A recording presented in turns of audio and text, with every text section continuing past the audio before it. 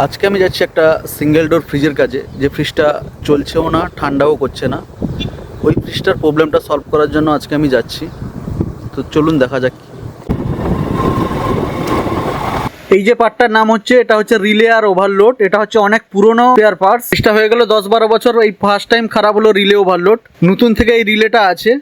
এই রিলেটা আগে ব্যবহার হতো। আমরা এখন নতুন রিলে আর ওভারলোড এখন চেঞ্জ করব। এই রিলের কাজ হচ্ছে কম্প্রেসারকে স্টার্ট করানো। এই নতুন রিলেটা লাগানোর পরে আমরা দেখবো কম্প্রেসারটা চলছে কিনা, অ্যাম্পিয়ার কত নিচে এটাই চেক করব।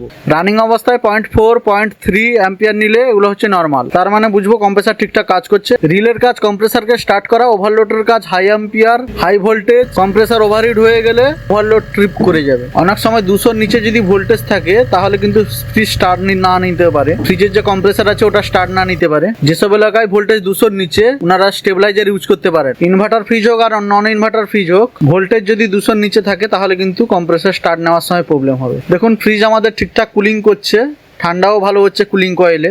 শুধুমাত্র এই রিলেটারই প্রবলেম ছিল, আর অন্য কিছু প্রবলেম নেই।